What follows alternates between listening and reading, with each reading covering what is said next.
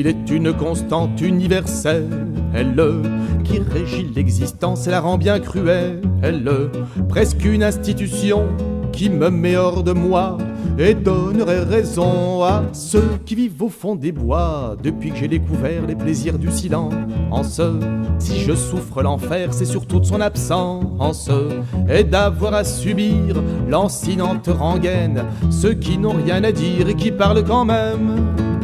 C'est la voix qu'on entend dans les rues des villages qui évite soigneusement tous les sujets qui fâchent. L'échange de fadaises dans les repas mondains, les phrases un peu niaises au café le matin. Toutes ces portes ouvertes sans cesse enfoncées, les mots qui vont se perdre à peine prononcés. Le conseiller repu se traîne à la tribune, lui qui pour être élu avait promis la lune, mais qui n'a pas offert l'astre tant convoité, tout juste quelques poussières dont il faudra se contenter.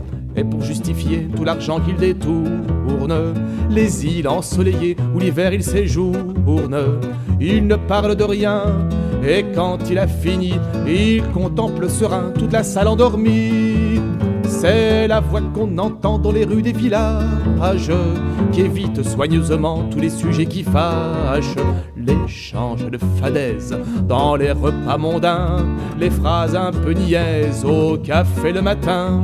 Toutes ces portes ouvertes sans cesse enfoncées, les mots qui vont se perdre à peine prononcés. Jadis quand on avait l'âme un peu solitaire, sans pour autant fouler les allées des cimetières, dans les trains, les musées, les églises ou les rues, on pouvait s'isoler, mais aujourd'hui on ne peut plus.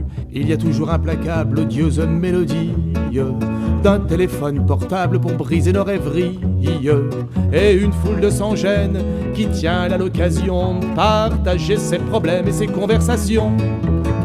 C'est la voix qu'on entend dans les rues des villages qui évite soigneusement tous les sujets qui fâchent. L'échange de fadaises dans les repas mondains, les phrases un peu niaises au café le matin. Toutes ces portes ouvertes sans cesse enfoncées, les mots qui vont se perdre à peine prononcés.